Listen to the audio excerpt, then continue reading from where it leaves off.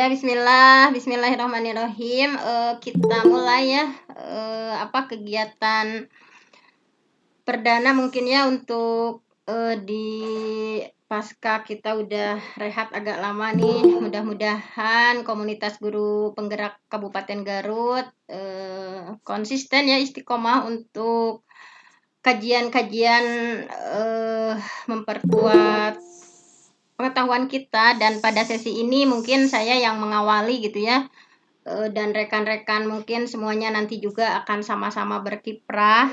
Saya hanya memotivasi saja mengawali dari kegiatan ini. Baiklah, saya akan izin share screen terlebih dahulu. Bentar.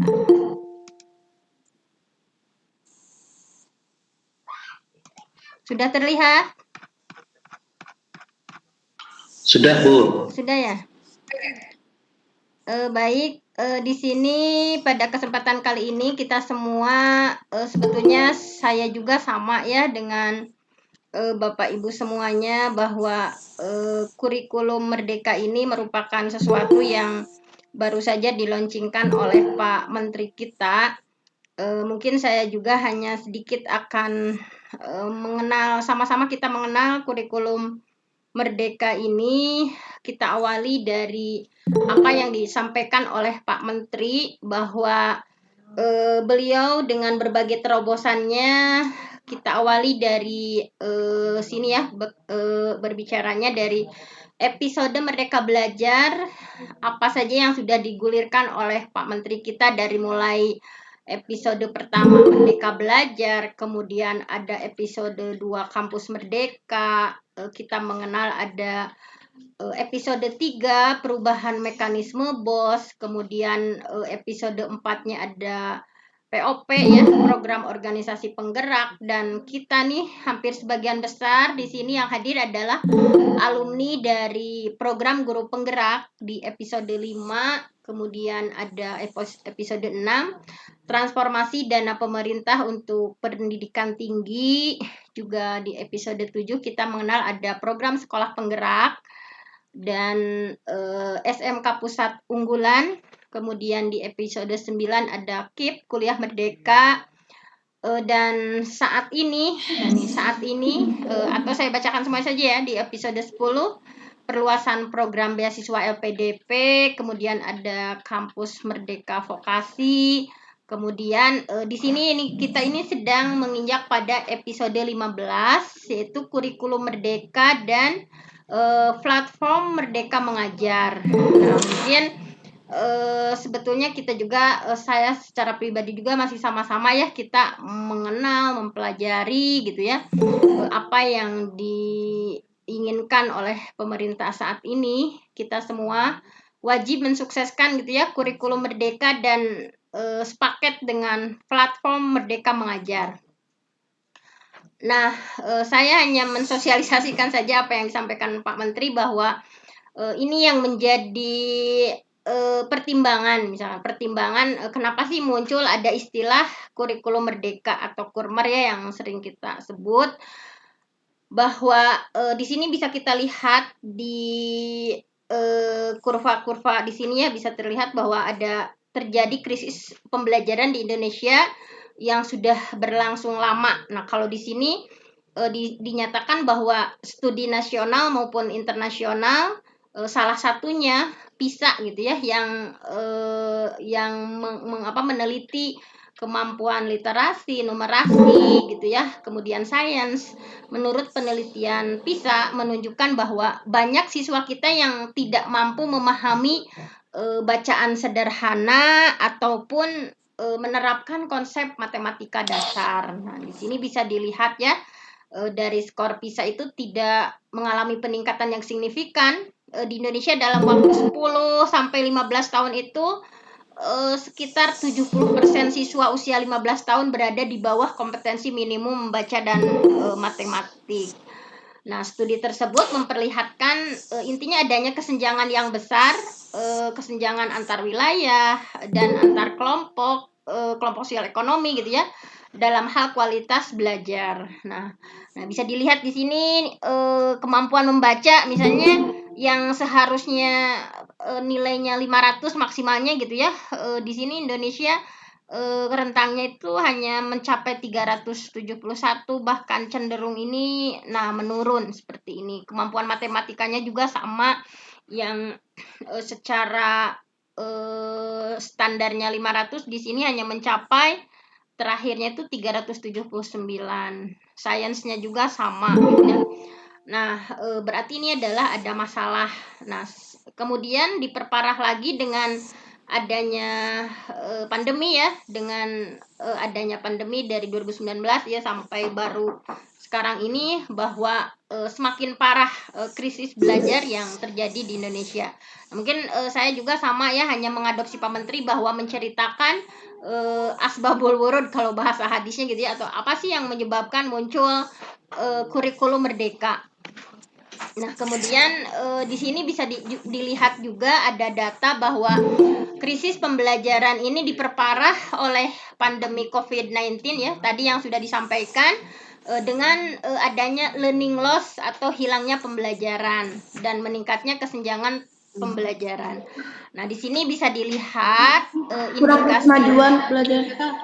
indikasi learning loss-nya atau berkurangnya kemajuan belajar dari kelas 1 sampai kelas 2. Nah, ini bisa dilihat yang sebelum pandemi poinnya itu 129 ya.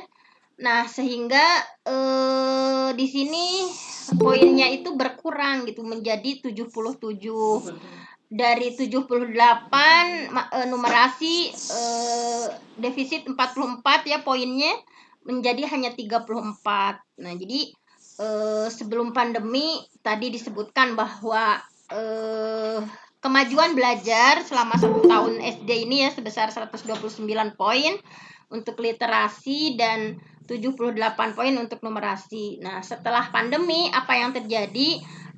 Kemajuan belajar selama kelas 1 berkurang secara signifikan. Jadi terjadi learning loss. Nah, untuk literasi learning loss-nya ini setara dengan 6 bulan belajar. Nah, untuk numerasi learning loss-nya setara dengan 5 bulan belajar. Nah, ini ya sudah sampelnya diambil dari 3.300 lebih. Nah, ini jadi kenapa Pak Menteri misalkan menggulirkan ada kurmer itu, ini yang menjadi pertimbangannya diantaranya seperti ini. Nah, kemudian pada saat pandemi pemerintah menggulirkan ada terobosan penyederhanaan kurikulum dalam bentuk kurikulum darurat ya. Dalam bentuk kurikulum darurat. Nah, ini sangat efektif memitigasi ketertinggalan pembelajaran atau learning loss pada masa pandemi. Nah, di sini sekitar 31,5% bahwa dari seluruh Indonesia ya sekolah yang menggunakan kurikulum darurat. Nah, ini bisa dilihat bahwa hasil belajar siswa 12 bulan pembelajaran di masa pandemi ini seperti ini. Jadi yang menggunakan di sini yang menggunakan kurikulum darurat itu di sini learning loss-nya 1 bulan gitu ya. Tapi bagi sekolah yang masih tetap menggunakan kurikulum 2013 learning loss-nya sampai 5 bulan. Nah, jadi sehingga pemerintah berpikir bahwa dengan adanya kurikulum darurat itu berarti berhasil mengatasi gitu ya, mengatasi learning loss yang lumayan gitu ya, lumayan signifikan.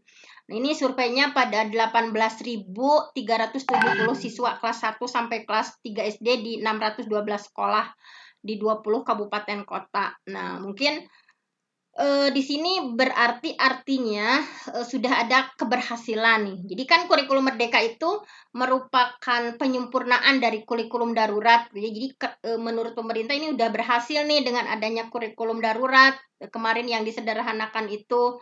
Nah, oleh karena itu disempurnakan lagi dalam yang disebut dengan kurikulum merdeka. Nah, mungkin kita lihat efektivitas kurikulum dalam kondisi khusus semakin menguatkan pentingnya perubahan rancangan dan strategi implementasi kurikulum secara lebih komprehensif. Nah, jadi ini yang menjadi perbedaan ya, yang menjadi perbedaan dari kurikulum yang sebelumnya, bahwa arahnya kemana sih kurikulum merdeka itu, perubahan kurikulum itu arahnya kemana gitu. Kalau saat ini ya yang K13 di sini kan struktur kurikulum kurang fleksibel. Jam pelajaran ditentukan per minggu. Artinya jadi setiap minggu siswa itu belajarnya tetap, misalkan hari Senin apa, Selasa sampai Sabtu itu seperti ini gitu ya. Tetapi arah perubahan kurikulum merdeka itu struktur kurikulumnya lebih fleksibel. Lebih fleksibel, kemudian jam pelajaran yang ditargetkan juga untuk dipenuhi dalam 1 tahun. Jadi kalau jadi dalam 1 tahun itu bagaimana guru mampu merancang gitu ya. Jadi diberikan kebebasan. Yang penting 1 tahun itu dikasih CP seperti ini. Nah, bagaimana guru bisa mendesain gitu. Jadi tidak kaku seperti yang kurikulum sebelumnya. Kemudian materi yang di K13 itu terlalu padat. Nah, sehingga tidak cukup waktu untuk melakukan pembelajaran yang mendalam yang bisa disesuaikan dengan tahap perkembangan peserta didik. Jadi kan kita rasakan misalkan dengan kurikulum K13 yang sangat padat gitu ya. Misalkan terkadang guru tidak mau tahu apakah muridnya itu udah paham atau tidak, yang penting terus gitu ya sesuai bab yang harus dihabiskan gitu. Tetapi di arah kurikulum baru kita ini, di kurikulum merdeka ini adalah fokus pada materi yang esensial. Kan banyak yang bertanya tuh ya, apa sih bedanya antara K13 dengan kurikulum merdeka? Nah, di kurikulum merdeka itu fokus pada materi yang esensial. Nah, ini yang kurikulum darurat itu kan yang dipilih oleh pemerintah yang esensial-esensial. Misalkan kayak sama di PAI juga dari 8 KD itu dipangkas, misalkan ini yang esensialnya yang ini, yang ini, yang ini gitu. Ini perbedaannya. Kalau K13 itu materinya sangat padat gitu ya. Kalau di kurikulum Kurmer ini, di kurikulum merdeka ini fokus materinya yang esensial gitu. Jadi yang penting-penting gitu ya. Kemudian CP-nya juga diatur per fase, bukan per tahun. Jadi capaian pembelajaran itu misalkan kayak gini, misalkan kayak kelas 1 2 SD itu kan fase A gitu ya. Kemudian 3 4 itu fase B. Nah, misalkan anak itu selama 2 tahun di kelas 1 dan 2 kan biasanya kalau di K13 itu 1 tahun kan ya, capaian pembelajaran itu 1 tahun, anak naik atau enggak. Misalkan kalau ada 3 yang di bawah KKM kan enggak naik misalkan. Nah, ini di kurikulum merdeka ini walaupun anak misalkan ya, kan udah dihapus nggak ada KKM tuh ya. Nah, jadi diaturnya itu per fase, misalkan dia masih bisa naik ke kelas 2 gitu, tetapi belajarnya sesuai fasenya misalkan. Dia masih bisa naik ke kelas 3 tetapi dia fasenya baru fase A misalkan. Tetapi di fase A itu misalnya dia belum mencapai ya, walaupun dia sudah kelas 3 tetapi belajarnya sesuai fasenya gitu, masih di fase A gitu, seperti itu. Nah, jadi bukan per tahun. Kemudian di antara perbedaannya lagi adalah bahwa materi pembelajaran yang tersedia kurang beragam, sehingga guru kurang leluasa dalam mengembangkan pembelajaran kontekstual. Nah, jadi materi pembelajaran yang ada di K13 itu kurang beragam gitu ya, sehingga untuk mengembangkan bagaimana sih pembelajaran yang kontekstual itu agak kesusahan untuk guru.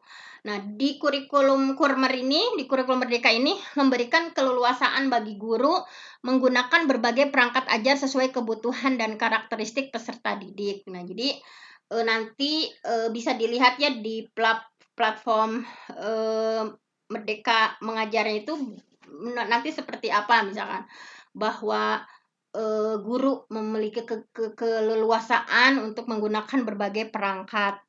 Kemudian teknologi digital belum digunakan secara sistematis untuk mendukung proses belajar guru melalui berbagai praktik baik. Nah, di sini di kurikulum Kurmer tentunya aplikasi yang menyediakan berbagai referensi bagi guru itu dapat terus mengembangkan praktik mengajar secara mandiri dan berbagi. Nanti itu di platform itu kita bisa berkarya, bisa berbagi untuk orang lain, misalkan seperti. Jadi ada aplikasi yang ini bagi guru-guru yang kreatif, ada wadahnya nanti gitu. Jadi di platform itu saya nih udah berkreasi ini, saya ingin berbagi sama teman-teman. Nah, itu bisa. Kalau di sebelumnya kan nggak ada. Nah, ini menurut Pak Menteri dalam pemulihan pembelajaran, sekarang sekolah diberikan kebebasan. Jadi kan ceritanya tadi dari bahwa di Indonesia menurut PISA, hasilnya seperti ini, kemudian ditambah pandemi yang mengalami, learning loss seperti ini gitu ya. Nah, untuk memulihkan ini tidak dipaksa langsung gitu, bahwa, pokoknya kata Pak Menteri harus menggunakan Kurmer semua, nggak seperti itu, tetapi diberikan kebebasan menentukan kurikulum yang akan dipilih. Pilihan 1 K13 secara penuh. Nah, ini masih boleh ya sebelum 2024. Pokoknya sekarang itu di 2022, pilihan satunya K13 secara penuh boleh. Kemudian pilihan keduanya boleh memilih kurikulum darurat, yaitu K13 yang disederhanakan, yang ada kadek-kadeknya yang disederhanakan. Kemudian pilihan ketiganya kurikulum merdeka, yang nantinya yang memilih pilihan ketiga ini ada 3 pilihan juga ya, yang mungkin kemarin-kemarin semuanya udah pada ngisi ya seluruh sekolah. Nah, kemudian satuan pendidikan dapat mengimplementasikan kurikulum merdeka secara bertahap sesuai kesiapan masing-masing. Nah, ini yang makanya di antara merdekanya di sini adalah ya sesuai kesiapan masing-masing gitu. Jadi tidak memaksa langsung semuanya harus menggunakan ini gitu ya. Nah, ini sejak tahun 2021-2022 kurikulum merdeka telah diimplementasikan di hampir 2.500 sekolah. Jadi yang sebagai pilot project-nya itu sebelum diwajibkan kepada seluruh sekolah sejak 2021-2022 ya, telah diimplementasikan di hampir 2.500 sekolah yang mengikuti PSP, program sekolah penggerak. Nya di sini, dan 901 SMK pusat keunggulan. Kalau SMK istilahnya itu ya, bukan PSP tetapi SMK pusat keunggulan atau SMK PK. Nah, ini sebagai bagian dari pembelajaran paradigma baru.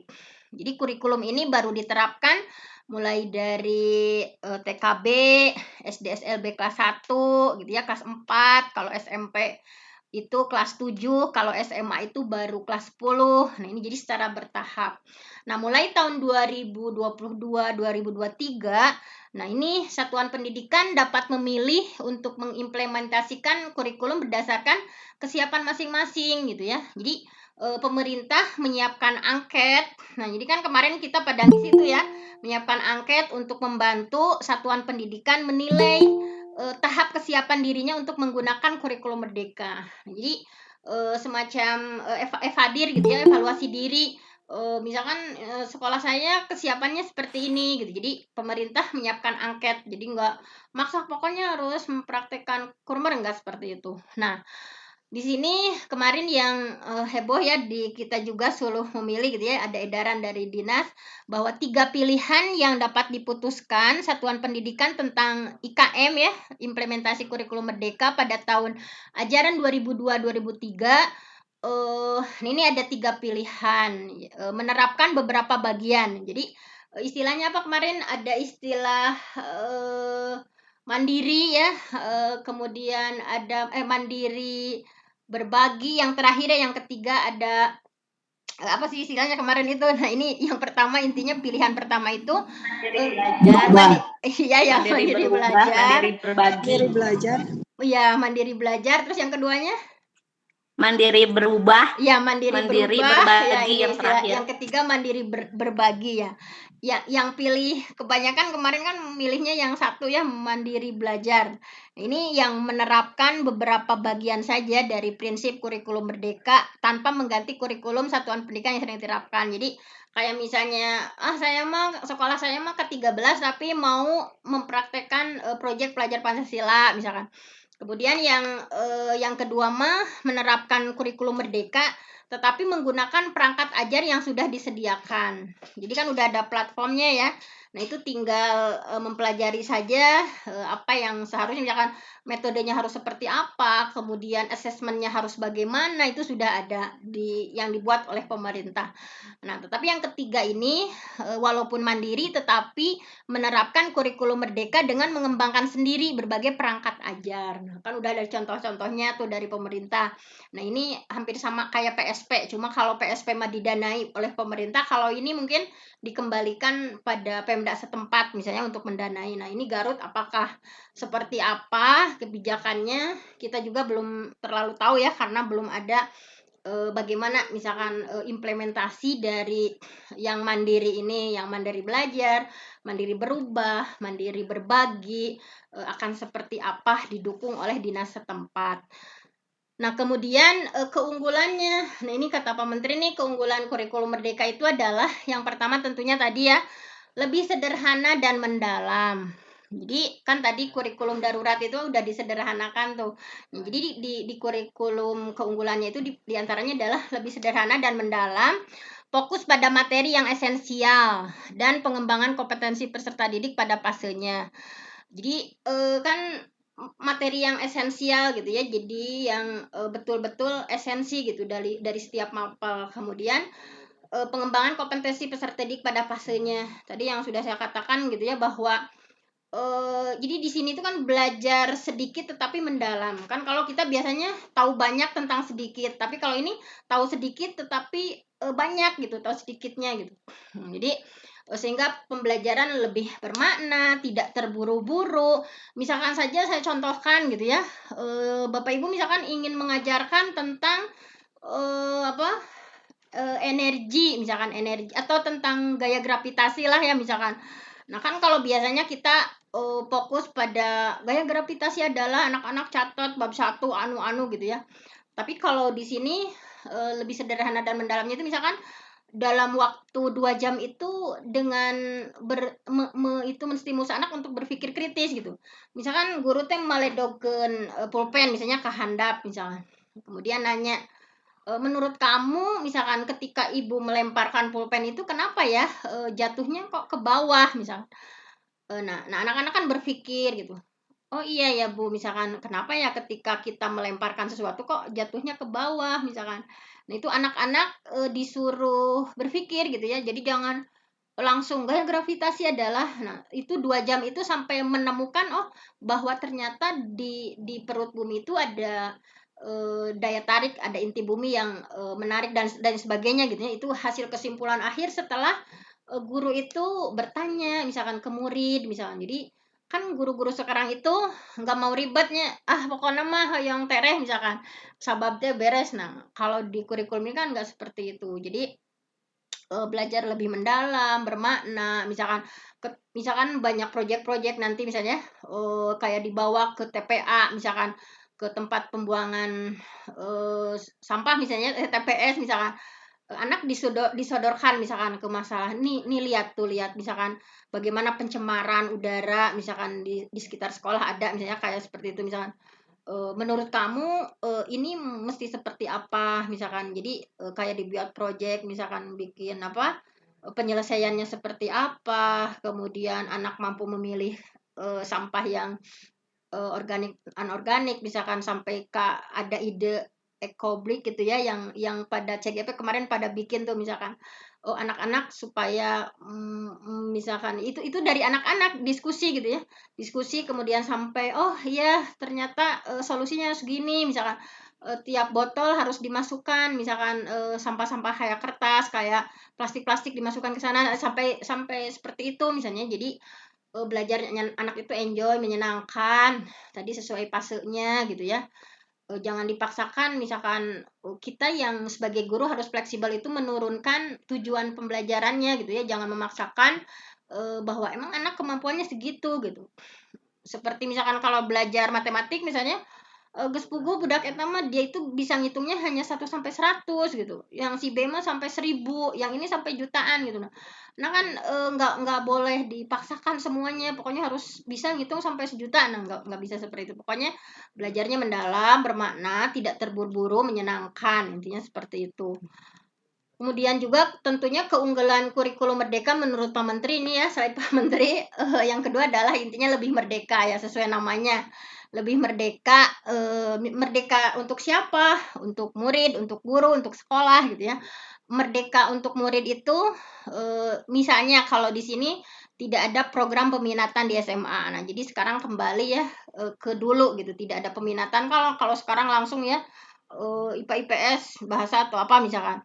Jadi peserta didik memilih mapel sesuai minat, bakat, dan aspirasinya. Nah, ini sudah dimulai ya, sudah dikembangkan. Kemudian Merdeka di sana juga kita kan waktu CGP diterangkan gitu ya, waktu di Hotel PEV itu bahwa merdeka di sana diantaranya adalah apa sih yang dimaksud merdeka itu? Intinya merdeka itu bebas, misalkan anak boleh memilih cara dia belajar, misalkan kayak saya mah cara belajar saya ingin dengan mendengarkan, cara belajar saya ingin dengan membaca, misalkan cara belajar saya ingin dengan yang lain misalkan ya. Jadi merdeka atau bebas anak ingin belajar dengan caranya misalkan. Kemudian merdeka bagi guru itu bahwa guru mengajar sesuai dengan tahap capaian dan perkembangan peserta didik. Jadi tadi tidak memaksakan. Jadi sesuai dengan tahap capaian dan perkembangan peserta didik. Jadi kayak misalkan guru boleh dia dengan cepat gitu ya. Saya mau pengen cepat di misalkan tentang ini ingin cepat diselesaikan, misalkan saya mah ingin agak lambat, saya mah ingin ini seperti ini. Nah, itu jadi guru diberikan kebebasan gitu ya. Apakah guru kan nanti di kurikulum merdeka itu udah ada di kabupaten tertentu kan udah ada sistem blok, misalnya belajar PKN itu cukup 2 bulan dan bikin project yang sampai anak-anak paham misalkan, atau misalkan dalam 2 minggu ini kita ingin mempelajari tentang ini sampai betul-betul ada produknya gitu, sampai betul-betul ada hasilnya seperti apa gitu misalkan. Nah, seperti itu misalkan. Kemudian sekolah juga tentunya memiliki kewenangan untuk mengembangkan dan mengelola kurikulum dan pembelajaran yang sesuai dengan satuan pendidikan dan peserta didik ya. Yang KOSP itu ya, kurikulum operasional satuan pendidikan. Jadi sekolah tadi memiliki kewenangan. Misalkan di sekolah saya mah ingin dikembangkan karena di sini lingkungan belajarnya misalkan produksi boboko mau dimasukkan nih misalnya di saya mah nanti dengan ciri khas dari sekolah masing-masing. Nah, itu jadi merdeka bisa mengimprovisasi gitu ya. Kemudian keunggulan yang lainnya juga tentunya lebih relevan dan interaktif. Nah, ini karena ciri khas dari kurikulum merdeka itu adalah modelnya adalah project based learning. Itu yang paling ditekankan itu di kurikulum ini adalah project based learning. Jadi makanya pembelajaran melalui kegiatan project memberikan kesempatan lebih luas ke peserta didik untuk secara aktif mengeksplorasi isu-isu aktual. Tadi kayak isu lingkungan, misalkan bagaimana sih bikin project tadi ekoblik misalnya, kemudian di kesehatan bikin apa gitu ya. Ya intinya untuk mendukung pengembangan karakter dan kompetensi profil pelajar Pancasila misalkan. Kalau kemarin misalkan di sekolah yang lain mah pokoknya di 2 minggu ini kami bikin project misalkan anak-anak bisa menari tarian daerah, bisa ya budaya lokal yang akan dikembangkan apa misalkan ya.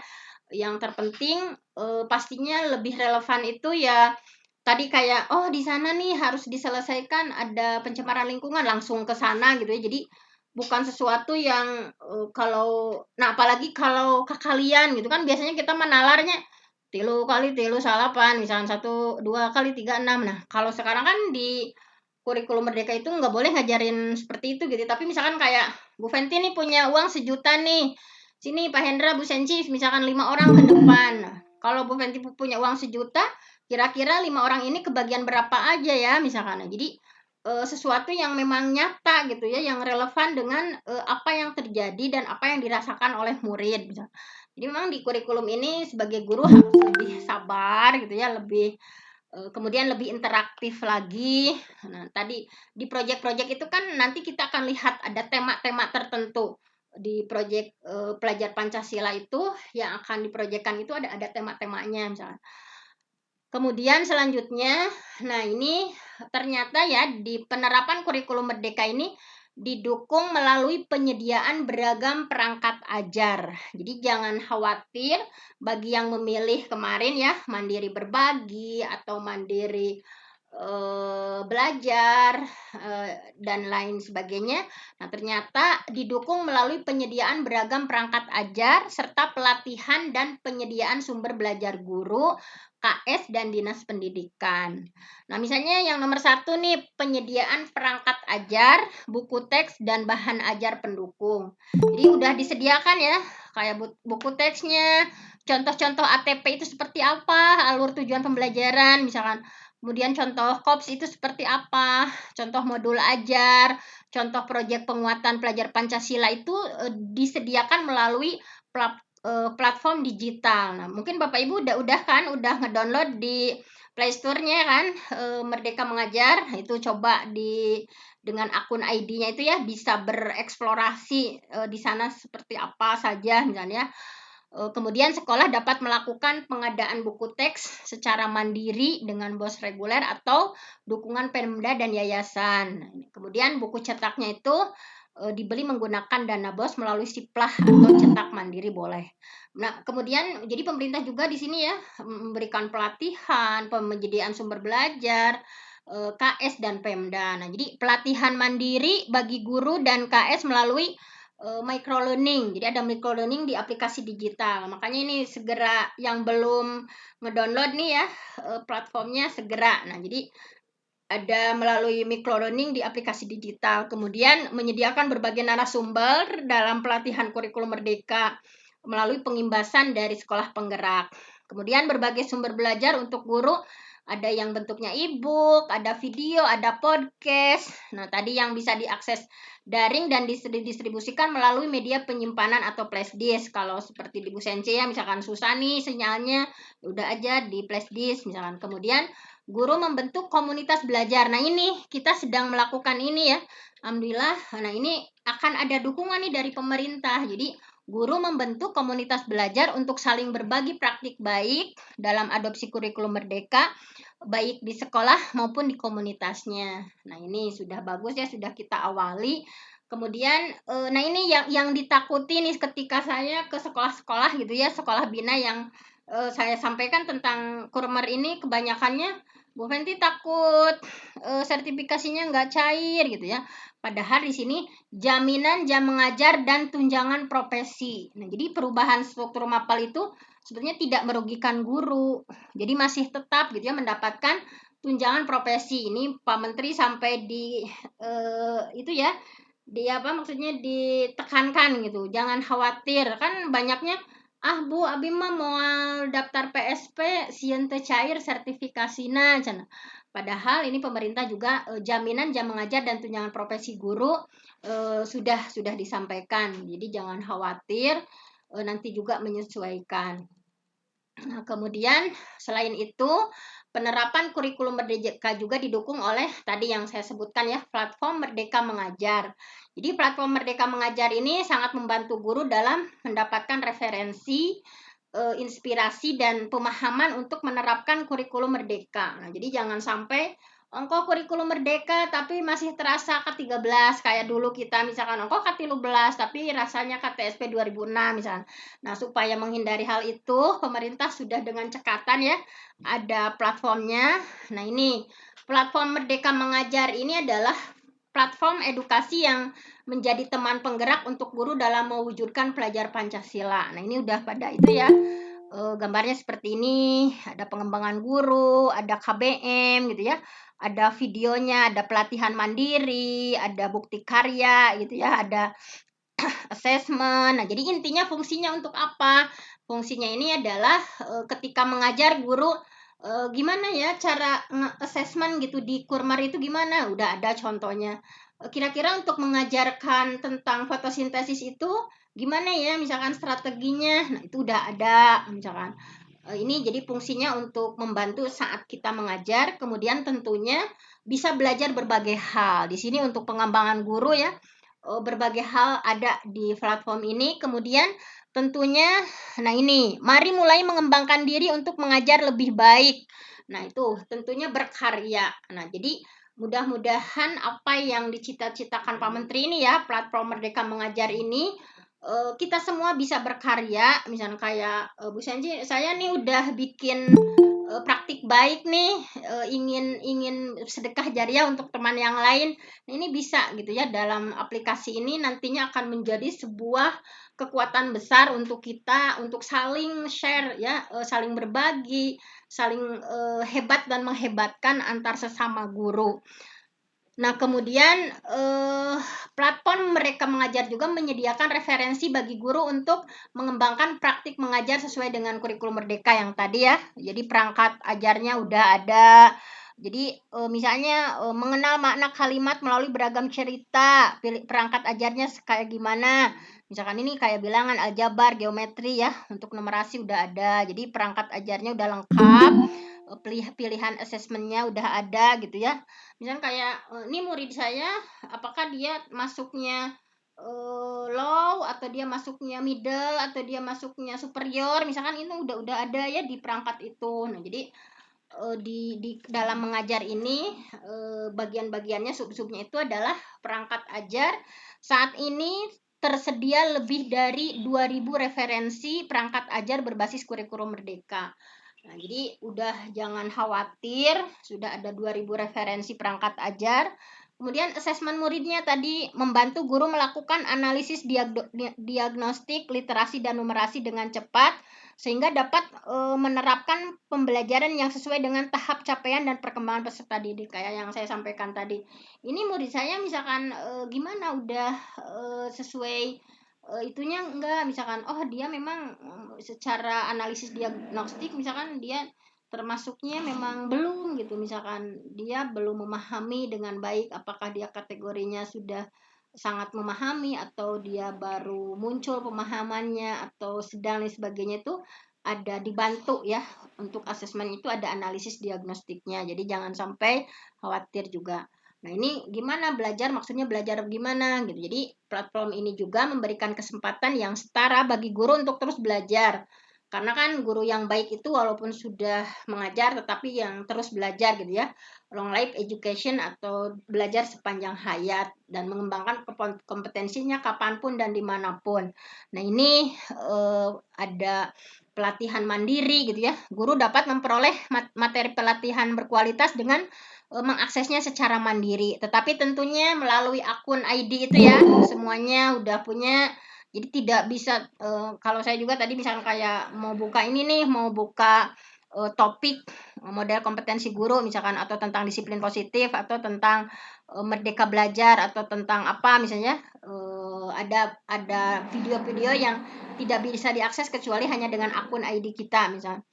Kemudian tentang video inspirasi, misalnya, jadi guru bisa mendapatkan beragam video inspirasi untuk mengembangkan diri dengan akses yang tidak terbatas. Nah, ini. Nah, kemudian platform Merdeka Mengajar juga mendorong guru untuk terus berkarya. Nah, tadi kan mengajar, belajar, berkarya. Fungsi dari platform ini pokoknya untuk mendampingi kita mengajar, untuk kita belajar terus, belajar berbagai hal yang menginspirasi. Yang terakhir adalah berkarya gitu ya. Bukti karya saya. Jadi guru dapat membangun portofolio hasil karyanya agar dapat saling berbagi inspirasi dan berkolaborasi. Jadi nanti ini ternyata portofolionya Bu Wiwin nih udah kreasinya udah sampai di sini misalnya.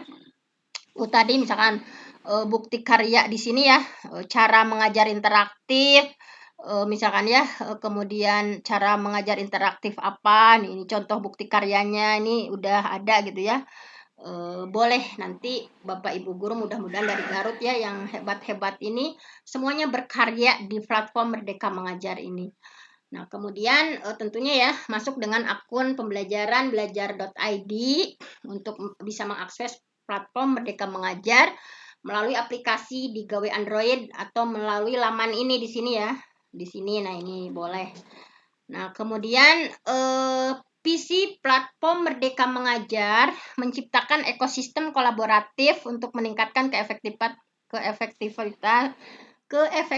pembelajaran dan iklim kerja yang positif. Nah, tentunya kontennya ya crowdsourcing gitu ya. Jadi pengembangan konten berbasis kontribusi yang dapat dilakukan oleh semua pihak. Kalau dulu kan kita terbatas. Kalau sekarang mah ingin melihat apapun, guru dari mana nih? Dari Papua. Ini dari Jombang nih yang ngisi kontennya. Jadi tidak hanya pemerintah, tetapi memberikan pemerintah itu hanya menginisiasi saja, tetapi yang membesarkan kita semua. Jadi yang bisa dilakukan oleh semua pihak, guru kampung, Timama Naget Tiasa gitu ya. Kemudian akan tercipta komunitas belajar daring. Jadi guru tadi sering belajar, sering berbagi. Kemudian pelatihan daring untuk pengembangan kompetensi, kemudian pembelajaran mandiri, perencanaan dan kemajuan karir. Nah, ini pengembangan portofolio guru. Jadi nanti itu misalkan jenjang karirnya itu bisa dilihat ya. Kemarin misalkan dari Garut juga ada yang dapat penghargaan ya karena dia rajin di berbagi ya. Nah, itu misalkan nanti bisa terlihat portofolio Pak Hendra nih hebat, banyak karyanya misalkan. Oh, ini bisa di apa gitu, ada apresiasi apa misalkan. Wadah menampilkan profil pengalaman dan keterampilan profesional. Nah, mudah-mudahan ini menjadi jejaring profesi guru kita semuanya bersungguh-sungguh ya, bermujahadah untuk memberikan yang terbaik untuk murid-murid kita dengan berbagai kreasi yang kita buat gitu ya. Nah, untuk itu Kemendikbudristek mengajak semua pihak untuk bergerak bersama mewujudkan transformasi pendidikan di Indonesia.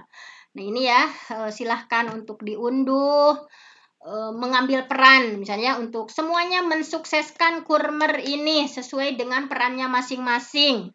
Untuk satuan pendidikan kemarin udah pada daftar ya, kemudian Dinas Pendidikan tentunya mendukung satuan pendidikan yang memutuskan untuk menerapkan kurikulum merdeka. Alhamdulillah udah ada informasi ya Bunda Ade Sadia, misalkan udah nih sekolah binanya udah ada berapa yang masuk misalnya. Kemudian mitra organisasi dan organisasi pendidikan, ya Bun ya. Ini nih kita nih komunitas guru penggerak berkontribusi dalam pengembangan perangkat ajar pada platform Merdeka Mengajar dengan mengisi ini udah ya Pak Hendra udah didaftarin ya. Nah, ini alhamdulillah kita semua bergerak ya, tergerak menggerakkan sesuai dengan peran kita masing-masing, baik itu yang di satuan pendidikan masing-masing, di dinas pendidikan, di mitra komunitas ya, dan organisasi pendidikan. Nah, mungkin untuk kesininya ini ya agak udah jam 8 nih. Slide-nya masih banyak, cuman kita pilih-pilih saja yang penting-penting ya. Kalau ini udah tadi kan Kurmer itu apa? Intinya pembelajaran intrakurikuler yang beragam tadi ya. Kemudian keleluasaan memilih berbagai perangkat. Kemudian kata kuncinya ini menguatkan pencapaian profil pelajar Pancasila. Nah, gimana Ibu moderator ini kalau slide-nya masih banyak gitu ya. Tapi mungkin ini udah jam. Nah, peran sekolah seperti apa? Gimana? Mau dihitung? Baik, Ibu. Gimana? Ibu masih ada waktu sekitar 10 menit lagi. Silakan, Ibu. Oh, ada 10 menit lagi. Baik. Kita pilih ya yang penting-pentingnya. Nah, peran sekolah dalam Kurmer itu seperti apa? Jadi sekolah memiliki kewenangan dan tanggung jawab untuk mengembangkan kurikulum sesuai kebutuhan dan konteks masing-masing. Tadi bahwa setiap sekolah itu nanti kan bikin KOPS ya, kurikulum operasional satuan pendidikan. Nah, perubahan kurikulum secara nasional nanti baru akan terjadi di 2024. Makanya pemerintah itu sangat bertahap ya. Tadi 2021, 2022 ada pilot project sekitar 2.500. Kemudian sekarang ada pilihan misalkan. Nah, nanti ya dalam 3 tahun ini misalkan bisa dilihat perkembangan seperti apa dan 2024 akan launching semuanya. Nah, jadi mudah-mudahan gitu ya. Kemudian udah ya ini kapan, kemudian bagaimana pendaftaran ini sudah terlewat ya. Nah, untuk struktur bagaimana sih struktur kurikulum merdeka? Nah, jadi kurikulum ini terdiri dari kegiatan ada intrakurikuler ya, seperti ya KBM biasa, kemudian ada proyek penguatan profil Pancasila, ada eskul gitu ya. Alokasi jam pelajaran pada struktur kurikulum dituliskan secara total dalam 1 tahun dan dilengkapi dengan alokasi jam pelajaran. Jadi tidak disampaikan secara reguler atau mingguan. Nanti bisa dilihat di sini slide berikutnya ya, atau di file berikutnya misalkan mau lihat nggak, misalkan jadwal contohnya sih yang orang lain yang kayak blog gimana misalnya, nanti bisa dilihat. Nah, ini jumlah jam sebetulnya tidak ada perubahan total jam pelajaran, hanya saja jam pelajaran untuk setiap mapel dialokasikan untuk 2 kegiatan tadi. Jadi untuk satu mapel itu ada pembelajaran intranya, ada proyek penguatan profil pelajar Pancasila. Jadi untuk proyek itu memang kan bisa kolaborasi gitu ya, beberapa mapel ikut bergabung misal untuk berkolaborasi misalkan 2 minggu sekarang itu pelajaran matematik, IPA, ya misalkan bergabung semuanya untuk bikin proyek apa misalkan. Nah, nanti proyek-proyeknya ya tema-temanya ada di bawah. Jadi jika dihitung jam pelajaran kegiatan belajar rutin di kelas, memang sepertinya berkurang gitu dari K13. Namun selisih jam pelajaran tersebut sebetulnya dialokasikan untuk proyek penguatan profil pelajar Pancasila. Jadi memang kalau dulu kan di PPK terintegrasi gitu ya. Kalau sekarang itu memang penguatan proyek itu rapotnya misah gitu ya. Ada catatan, jadi lebih tertib, ada perencanaan proposalnya seperti apa, kemudian menjalankannya bagaimana, evaluasinya seperti apa gitu ya, asesmennya bagaimana gitu ya. Jadi betul-betul sangat ditekankan ini. Kemudian muloknya gitu ya. Satuan pendidikan atau pemerintah daerah dapat menambahkan muatan tambahan sesuai dengan kebutuhan dan karakteristik. Jadi satuan pendidikan atau daerah dapat mengelola kurikulum mulok secara fleksibel. Jadi mulok ini di Kurmer ini bisa dilakukan melalui 3 metode. Jadi mengintegrasikan mulok ke dalam mapel lain atau pengintegrasian mulok ke dalam tema proyek penguatan pelajar Pancasila, atau mengembangkan mata pelajaran khusus mulok yang berdiri sendiri gitu ya, sebagai bagian dari program intrakurikuler. Nah, seperti itu. Bagaimana BK? Nah, ini sebetulnya hampir sama ya, tidak ada jam khusus untuk BK di kelas. Namun guru BK memegang peranan penting dalam memimpin proses penelusuran minat. Nah, ini Bunda Suryati ya, tentunya BK itu tadi memimpin proses penelusuran minat dan bakat peserta didik bersama wali kelas atau guru lain. Serta berdiskusi dengan setiap individu peserta didik dan orang tua. Jadi kayak kan harus ada tes diagnostik gitu ya, di antara yang paling signifikan perbedaannya itu kan ada tes diagnostik dulu, kebutuhannya seperti apa. Apakah ini anak misalkan dengan tema ini dia sudah sangat paham, oh dia mah baru itu, atau dia seperti apa? Apakah audio, visual atau kinestetik atau seperti apa, itu BK gitu ya. Minatnya ke seni kah, minatnya ke bahasa kah, minatnya itu BK memegang peranan penting. Jadi ada instrumennya ya, instrumen khusus kalau orang-orang BK sangat tahu. Kemudian mapel informatika kurikulum merdeka.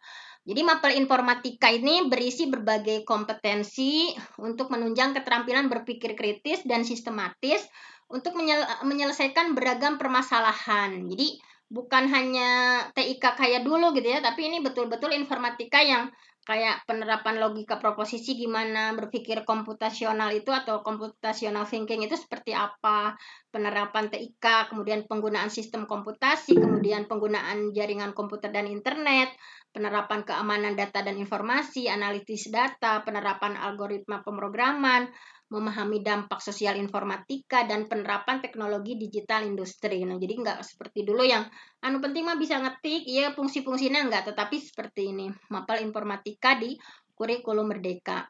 Nah, kemudian di profil pelajar Pancasila kurikulum merdeka, nah tentunya di sini ya bahwa profil lulusan ini kan menunjukkan karakter dan kompetensi yang memang ini core-nya ya, jadi intinya di Kurmer ini gitu. Jadi profil pelajar Pancasila tidak hanya berlaku untuk satuan pendidikan yang menggunakan kurikulum merdeka saja. Jadi yang K13 pun kan kemarin yang pilihan itu yang mandiri belajar itu tentunya walaupun K13 tetapi untuk profil pelajar Pancasila walaupun menggunakannya K13 harus gitu ya, harus menerapkan gitu, memasukkan profil pelajar Pancasila. Nah, bagaimana misalkan kayak menerapkan profil pelajar Pancasila pada K13 seperti apa? Nah, itu dalam penyusunannya profil pelajar Pancasila sudah memetakan, sudah merujuk penguatan karakter ya, sehingga dalam implementasinya ya disesuaikan gitu. Jadi satuan pendidikan yang menggunakan K13 boleh menerapkan berbasis proyek untuk penguatan pelajar Pancasila seperti yang dilakukan di sekolah penggerak. Nah, jadi kayak misalkan tadi misalkan apa tentang budaya lokal nih di 2 minggu ini walaupun K13, tetapi kalau di PSP kan jamnya masuk ke intra gitu ya di proyek itu. Tapi kalau di K13 mungkin karena udah padat kan itunya juga di seminggu itu udah sehari ada 6-7 jam gitu. Nah, itu pinter-pinternya yang penting misalkan bikin project, misalkan setelah UAS nih ada jeda waktu 2 minggu kayak bikin project di sana misalkan. eh Nanti di bawah ada contohnya. Proyek penguatan Pancasila kurikulum merdeka. Nah, ini adalah sebuah pendekatan pembelajaran melalui proyek dengan sasaran utama mencapai dimensi profil pelajar Pancasila. Peserta didik nanti akan menelaah ya tema-tema tertentu yang menjadi prioritas setiap tahunnya. Jadi nggak bisa misalkan kayak 6-6-nya langsung gitu ya. Tapi misalkan di antara tema-tema itu yang jadi prioritas tahun ini apa, tahun depan apa gitu ya. Minimalnya kan kalau kemarin itu penjelasannya 1 semester bikin proyeknya 1 kali misalnya ya. Nah, kemudian dengan adanya proyek penguatan profil Pancasila, maka satuan pendidikan perlu mengalokasikan waktu supaya guru bisa bekerja secara kolaboratif. Jadi kolaborasi ini menjadi kunci sukses tidaknya sebuah proyek. Jadi dalam pelaksanaan proyek, para guru harus berkolaborasi secara lintas ilmu. Jadi untuk merencanakan, memfasilitasi dan menjalankan assessment. Nah, tentunya ya misalkan pelajaran apa gitu diatur yang ada irisannya. Nah, bagaimana cara penguatan profil pelajar Pancasila di kurikulum Merdeka? Nah, proyek penguatan profil Pancasila akan dijalankan terpisah dari mapel, namun mengambil sebagian waktu dari keseluruhan pembelajaran di satuan pendidikan. Nah, kemudian pengaruhnya apa gitu ya, pengaruh proyek pelajar Pancasila kurikulum merdeka itu apa. Nah, tentunya atau kalau ini secara teori mungkin bisa langsung itu ya, lihat ininya, lihat contohnya saja gimana. Sebentar. Mungkin ini bisa dilihat langsung yang ininya saja ya, atau udah habis Bu Senci waktunya gimana?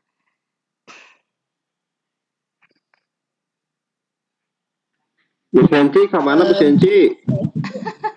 Masih ada Bu Senci. sekitar 1 menit lagi. Gimana? Masih ada sekitar 1 menit lagi, Ibu silahkan. Oh gitu ya, ini mungkin hanya memperlihatkan saja ya contoh yang udah dipraktekkan nih. Kalau ada Pak Ita mungkin ini udah boleh juga sama-sama sharing Pak Ita. Nah, ini bisa dilihat. Baik, nanti Ibu gimana? di sesi tanya nanti akan dibahas lagi, Bu ya. Iya, siap. Nah, ini yang orang lain nih bisa dilihat. Nah, ini yang dari pemerintah ya, contoh di orang lain misalkan kayak gimana sih proyeknya itu yang dilakukan. Nah, ini kalau ini yang contoh gitu ya, hanya contoh saja. Nah, ini mana? Ini KOSP-nya ya, KOSP-nya yang sebetulnya, nah ini contoh KOSP-nya misalkan yang tadi bahwa setiap sekolah diberikan. Nah, ini kurikulum operasional satuan pendidikan ya yang dicontohkan dari pemerintah. Misalkan kalau di Garut juga sebetulnya udah banyak. Ini Pak Ita yang lebih relevan untuk menjelaskannya ya. Kayak biasa ada latar belakangnya dulu, ada karakteristiknya, ada evadirnya juga. Misalkan kayak di sini kekuatannya apa gitu ya, kelemahannya apa sehingga relevan untuk membuat ini. Nah, ini sebentar.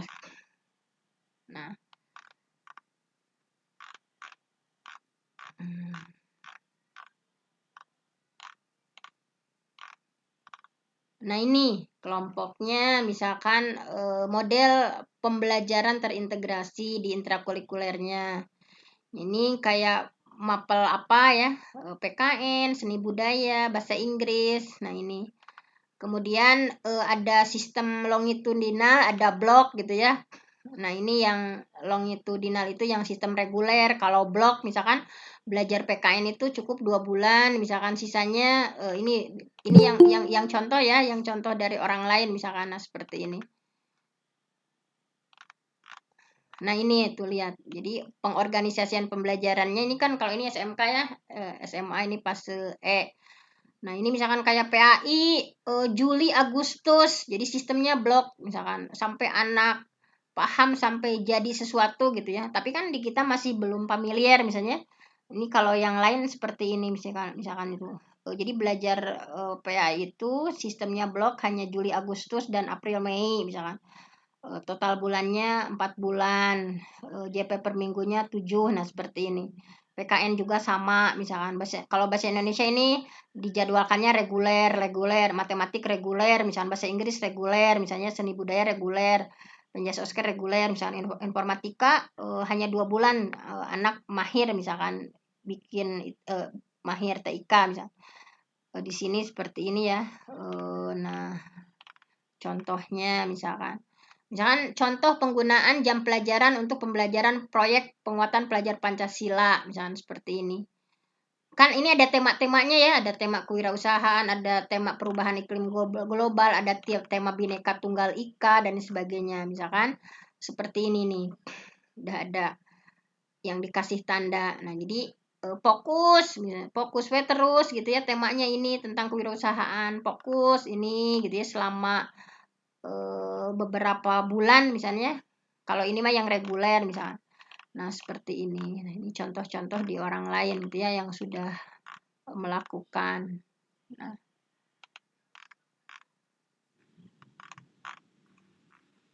ini kan tema-temanya ya,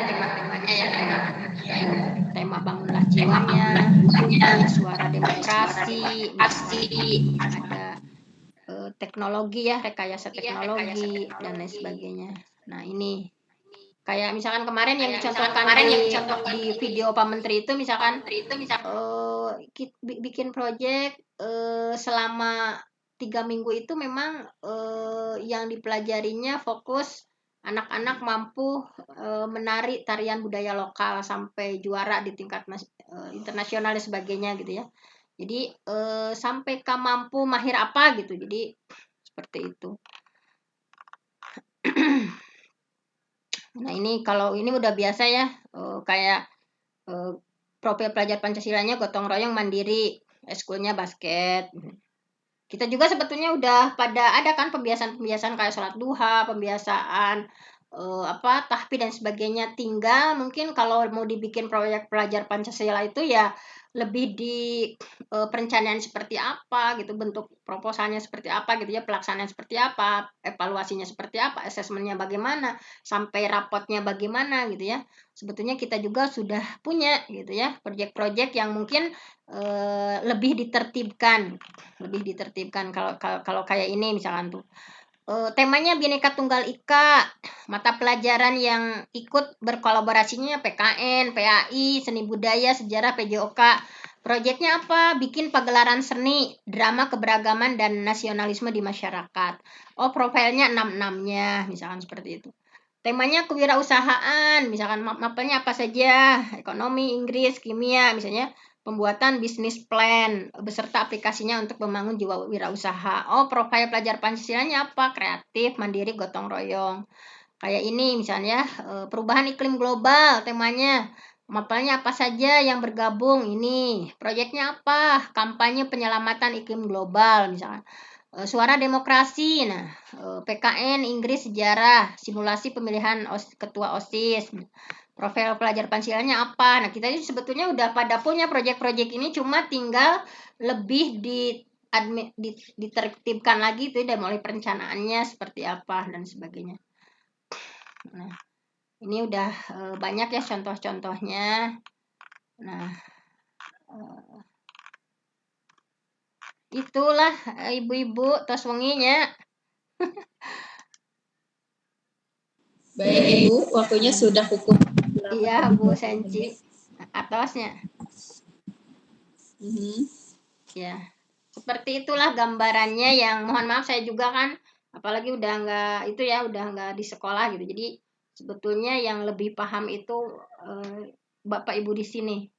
Mungkin hanya itu saja yang bisa saya sampaikan. Sekali lagi mohon maaf atas keterbatasannya. Wassalamualaikum warahmatullahi wabarakatuh. Waalaikumsalam warahmatullahi wabarakatuh. Waalaikumsalam warahmatullahi wabarakatuh. Terima kasih Ibu Dr. Fenty yang sudah memaparkan implementasi kurikulum merdeka khususnya di tingkat SMP. Baik Bapak dan Ibu, saya ingatkan kembali untuk mengisi link absensi karena itu adalah salah satu syarat untuk mendapatkan sertifikasi pada kegiatan kita malam ini. Sertifikat ya, mohon maaf Bapak Ibu.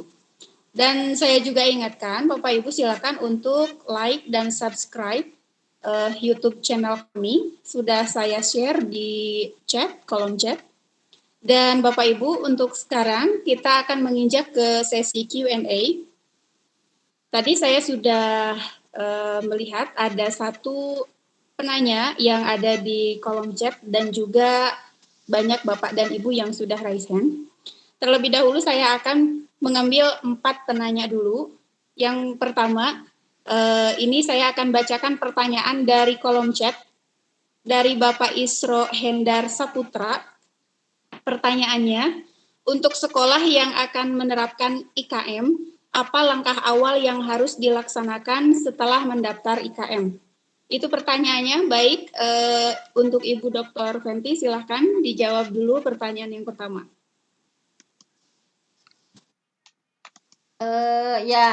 Terima kasih atas pertanyaannya.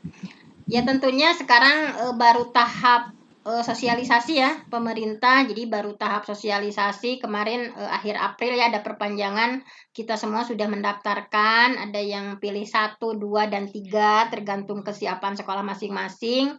Nah mungkin sekarang kita baru tahap menunggu gitu ya, apa yang selanjutnya harus dilakukan, tentunya bantuan apa gitu ya dari pemerintah yang atau dari Pemda setempat mungkin karena ini mandiri kan sifatnya itu mandiri gitu.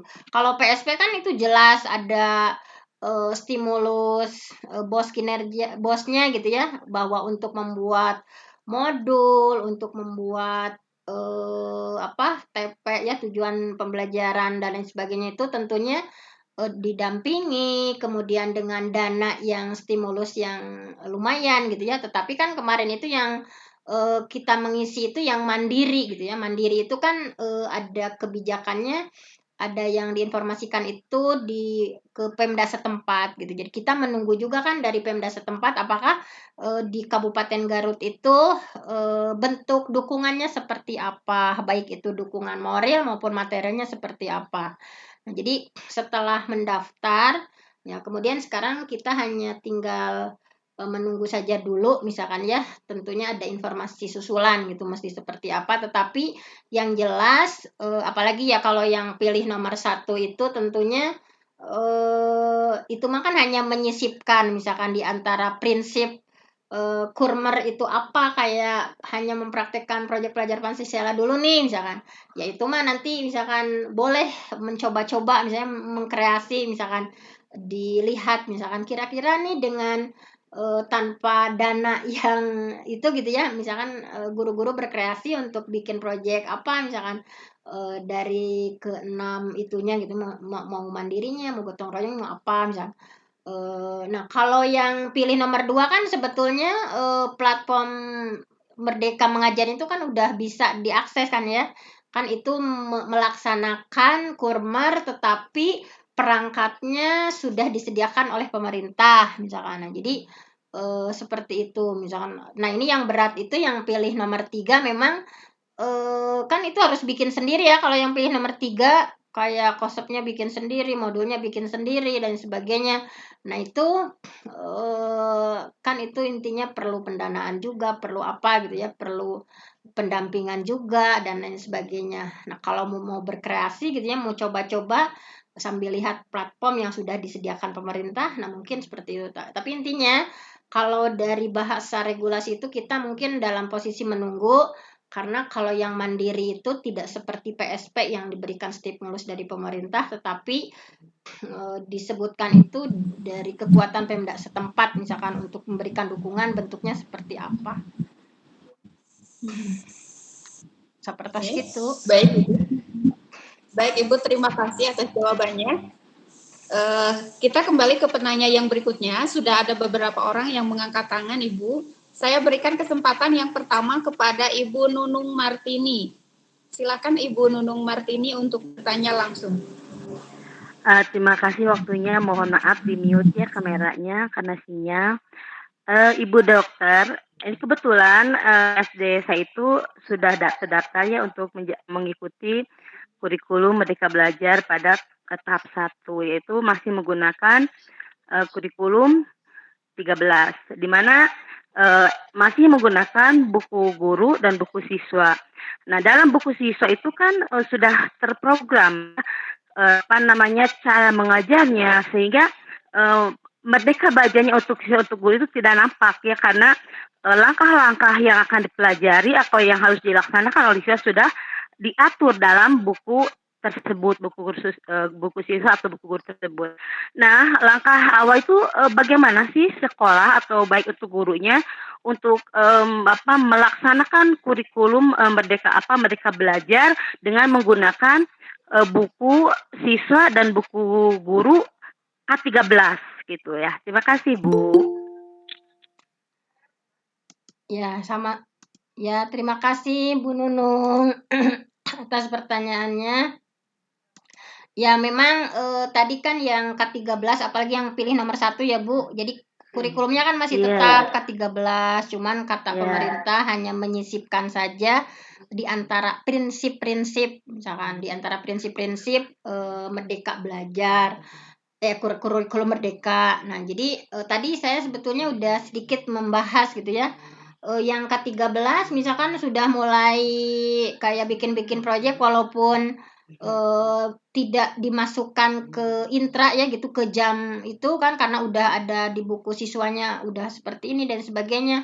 Nah, misalkan tadi tinggal cari-cari waktu, misalkan yang sisa-sisa waktu, misalkan kayak hari apa gitu yang ada, kan biasanya kita juga ada seperti eskul ya Bu, misalkan bisa curi-curi waktunya dari sana misalkan, atau menjelang beres PAS misalkan, biasanya ada waktu-waktu luang tuh bikin proyek profil pelajar Pancasila, bikin apa kayak Ibu bikin ekobrik tadi, atau bikin apa LDK ya, latihan dasar kepemimpinan untuk siswa misalkan, atau ya kayak bikin proyek-proyek sesuai dengan 6 yang profil tadi. Nah, bisa diselipkan seperti itu. Atau misalkan Ibu misalkan model pembelajarannya nih sesuai dengan pembelajaran paradigma baru, misalkan lebih banyak proyek, misalkan anak-anak yuk kalau PAI kita bikin miniatur Ka'bah yuk misalkan, atau kita bikin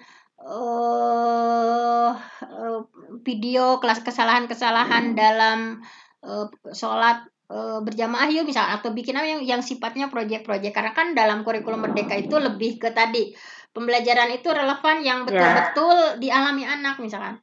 Jadi Ibu sudah mulai memasukkan kayak misalkan mau mengajarkan energi misalkan ke anak-anaknya, misalkan ada pertanyaan pemantik kan, di ciri khas dari Kurmer itu misalkan kayak sebelum belajar itu ada pertanyaan pemantik untuk siswa, misalkan kita ingin mengajarkan tentang energi nih misalkan. Anak-anak misalkan menurut kalian kenapa sih kalau kalian mau ke sekolah nggak sarapan dulu, kira-kira lemes nggak? Lemes Bu misalkan.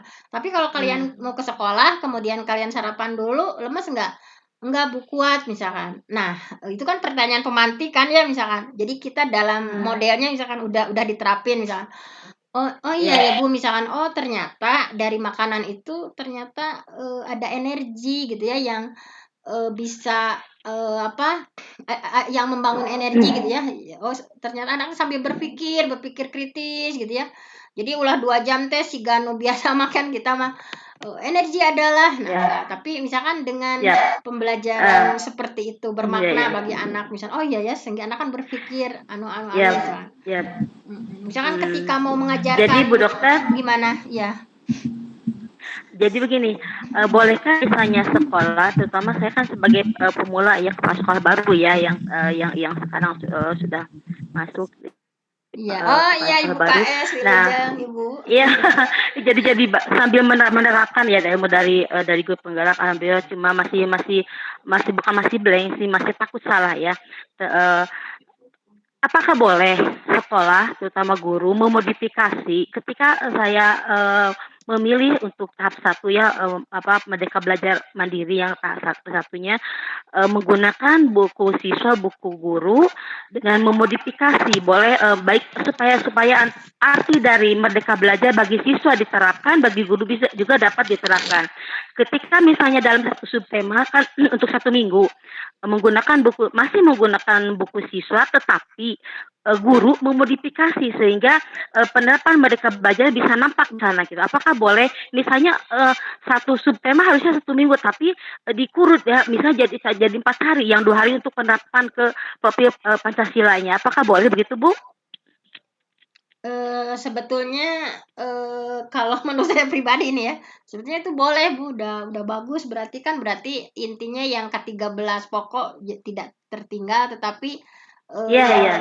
kan itu sebetulnya yang penting kan ke anak itu sampai Ya, supaya penerapan Merdeka Belajarnya nampak gitu, Bu. Ya, kalau kita misalnya seperti yang tadi dibahas oleh Ibu bahwa kita bisa menggunakan jeda waktu yang terluang, misalnya tinggal beberapa pertemuan dimanfaatkan untuk proyek-proyek yang bisa menerapkan profil Pancasilanya.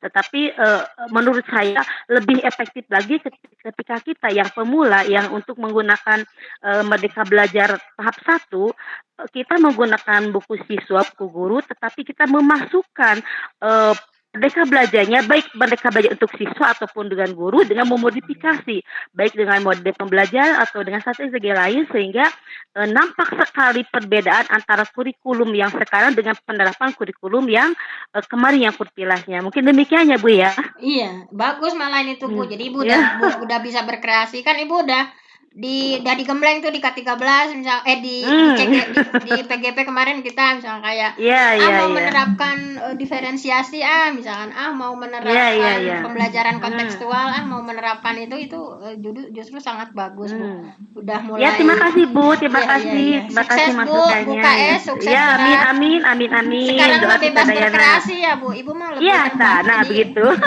Ya, terima kasih. Assalamualaikum warahmatullahi wabarakatuh. Assalamualaikum warahmatullahi wabarakatuh. Terima kasih Ibu Nunung Martini yang sudah memberikan pertanyaan yang luar biasa, dan terima kasih juga kepada Ibu Dr. Fenty yang sudah menjawab. Baik Bapak Ibu, saya ingatkan kembali untuk mengisi link absence karena itu adalah salah satu syarat untuk mendapatkan sertifikat pada kegiatan webinar malam ini. Dan juga Bapak Ibu silakan untuk bergabung di link Telegram kami karena nanti materi kami akan share melalui Telegram dan juga WhatsApp group. Dan Bapak Ibu juga kami ingatkan kembali untuk like dan subscribe channel YouTube kami. Dan alhamdulillah pada malam hari ini juga acara ini sudah kita live streaming YouTube-nya. Ada banyak sekali peserta yang ikut live streaming YouTube dan juga yang ikut di Google Meet ini. Baik Bapak Ibu, satu pertanyaan terakhir saya berikan kepada Ibu Ane Yuniati. Selamat malam Ibu Ane, silakan untuk bertanya yang sudah mengangkat tangan.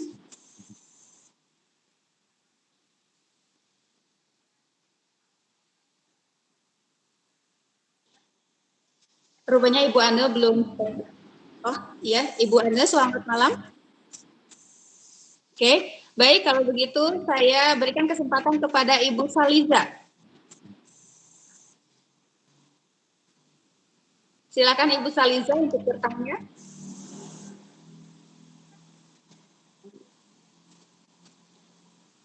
Rupanya Ibu Saliza belum stay. Dan silakan Bapak Ibu yang lain yang ingin bertanya untuk satu pertanyaan terakhir. Kalau tidak ada yang bertanya kembali, acara pertemuan webinar malam hari ini akan saya tutup. Silakan Bapak Ibu, saya berikan 1 menit Bapak Ibu untuk bertanya.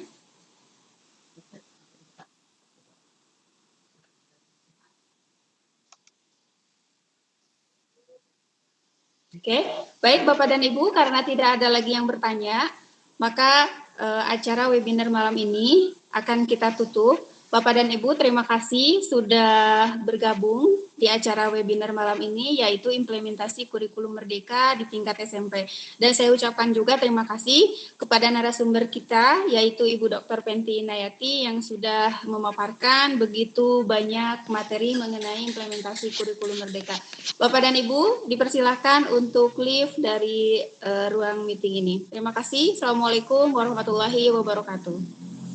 Waalaikumsalam warahmatullahi wabarakatuh. Atur nuhun kasadayana.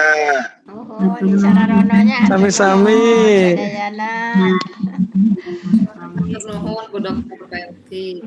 Sami-sami, Bun.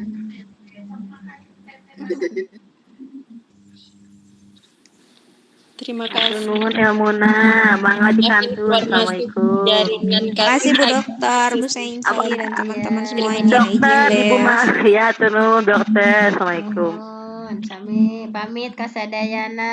Assalamualaikum. Waalaikumsalam.